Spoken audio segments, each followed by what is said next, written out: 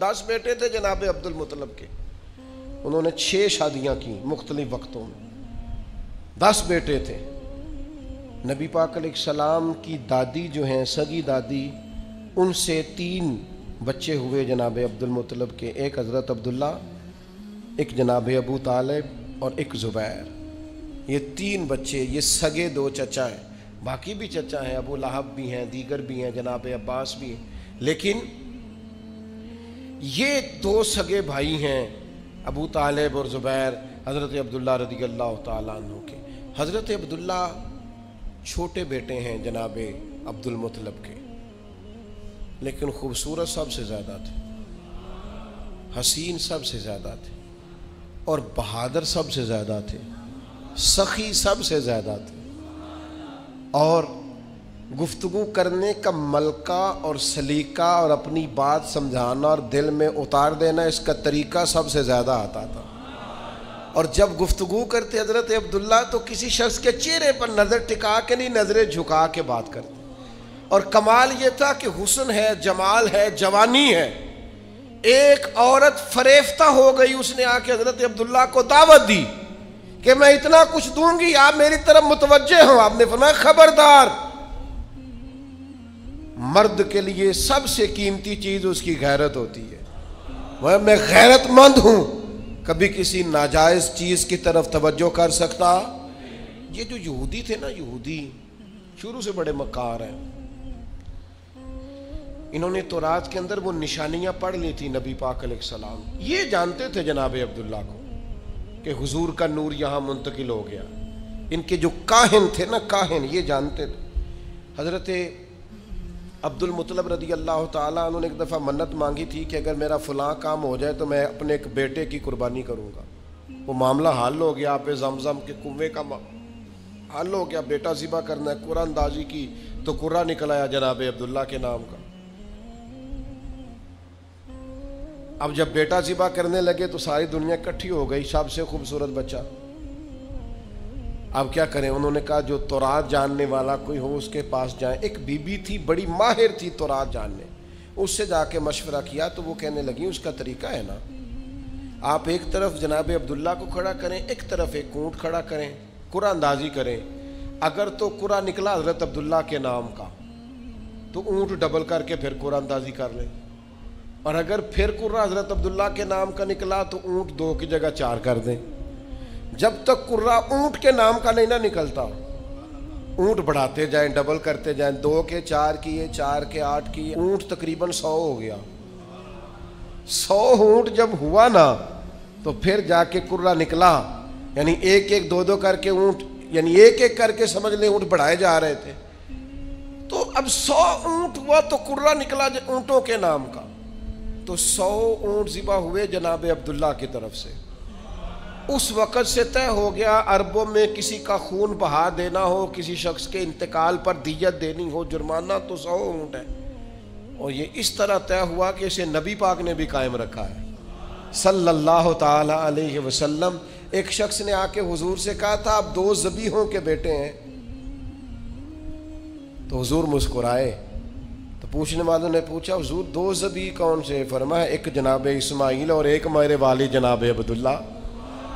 ان کے لیے دمبا آ گیا تھا، گویا ان کے لیے 100 اونٹ بن گئے تھے، لیکن دونوں اللہ کے راستے میں قربان ہونے کو تیار۔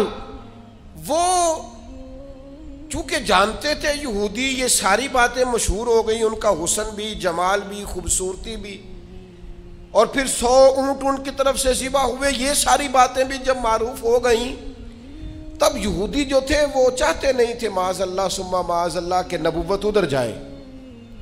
وہ تو اتنا جانتے تھے حضور کو کہ قرآن کہتا ہے یعرفونہ کما یعرفون ابناءہم، وہ تو محبوب آپ کو اس طرح جانتے ہیں جس طرح بندہ اپنے بیٹوں کو جانتا ہے۔ یعنی 2 بچے جڑواں ہوں تو کوئی اور پہچانے نہ پہچانے، ماں باپ پہچان لیتے ہیں، یہ تو اس طرح جانتے ہیں جس طرح اپنے بیٹوں کو جانتے۔ تو ایک دن وہ اکٹھے ہو کے جناب عبداللہ کو شہید کرنے کی غرض سے آئے۔ ایک جنگل میں آپ تشریف فرما تھے، واپس آ رہے تھے تو وہ شہید کرنے آ گیا یہودی، قربان جائیں۔ اللہ تعالیٰ نے ایک نورانی مخلوق بھیجی آسمان سے، جنہوں نے انہیں مار بھگایا. جب وہ مار کے بھگا رہے تھے نا تو نبی پاک کے نانا جان حضرت آمنہ رضی اللہ تعالیٰ عنہ کے والد یہ منظر دیکھ رہے تھے. ان کی بیٹی بھی اس دور کی بیٹیوں میں سب سے زیادہ حسین، سب سے زیادہ پاک باز، اخلاق میں سب سے زیادہ اعلیٰ، اپنا مزاج حضرت ابراہیم علیہ السلام کی شریعت پر ہے، چونکہ نبی پاک کے والدین ملت ابراہیم پر ہے، اس طریقے پر عبادت، ریاضت، بت پرستی سے، شرک سے، کفر سے پاک. وہ بھی بڑی پاکیزہ تھی اور بڑی دنیا چاہتی تھی رشتہ ہو جائے. تو یہ منظر دیکھ کر حضرت آمنہ کے والد کہنے لگے لو بھائی مجھے تو رشتہ مل گیا ہے. انہوں نے جا کے کسی طریقے حضرت عبد المطلب کو پیغام بھیجا. جناب عبد المطلب بھی جانتے تھے کہ بڑی شانوں والی بیٹی ہے. اللہ نے موقع بنایا، یہ نکاح ہو گیا، اور پھر امی بن کر امانت آمنہ کی گود میں آئی. یہ حسین نونہال نبی کریم علیہ السلام جناب آمنہ کی گود میں آئے، اور کسی پکارنے والے نے کہا ہو درود تجھ پہ بھی آمنہ، ہو درود تجھ پہ بھی. میں ضد نہیں کیا کرتا پر میرا دل کرتا ہے ہم سارے حضور کی والدہ پر درود کہیں. میرا دل کرتا ہے، میری خواہش ہے. بولیے ذرا، ہو درود تجھ پہ بھی، ہو درود تجھ پہ بھی، تیرے لال پر بھی سلام ہو. تیری گود کتنی حسین ہے، ملا جس کو ماہ تمام ہے. ہو درود تجھ پہ بھی آمنہ، تیرے لال پر بھی سلام ہو. قربان جائیں حضرت آمنہ کی گود میں. اور ابھی نبی پاک والدہ کے شکم نور میں ہی تھے کہ جناب عبداللہ تجارت کرنے کے لیے گئے. آپ کے والد، بعد نے لکھا ہے آپ کے ننہال تھے، بعد نے لکھا ہے آپ کے والد کے جناب عبد المطلب کے ننہال تھے مدینے میں. وہاں واپسی پہ جناب عبداللہ کا وصال ہو گیا، بخار ہوا، انتقال ہو گیا. اور پھر 6 سال عمر تھی یا 4 سال عمر تھی، با اختلاف روایات جناب آمنہ حضور کو لے کر گئیں قبر پر جناب عبداللہ کی، اور واپسی پر مقام ابوا پر ان کا بھی وصال ہو گیا. اور جناب ام ایمن کہتی ہیں جناب آمنہ کا جب وصال ہو رہا تھا تو مجھے بیٹا تھما کے، پیارے محمد صلی اللہ علیہ وسلم کا بازو مجھے تھما کے کہہ رہی تھی میرے بیٹے کا خیال رکھنا.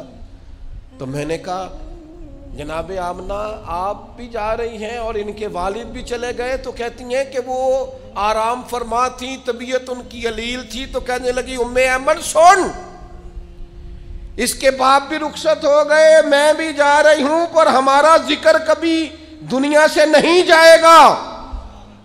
ہمارا ذکر تا صبح قیامت بعد قیامت بھی ہمیشہ ہوتا رہے گا. تو جناب ام ایمن کہتی ہیں میں نے کہا وہ کس طرح؟ تو کہتی ہیں بیماری کے عالم نے اشارہ کر کے کہنے لگی میں نے چونکہ پاکیزہ بیٹا پیدا کیا ہے لہذا میرا ذکر قیامت کے بعد تک بھی قائم ہے.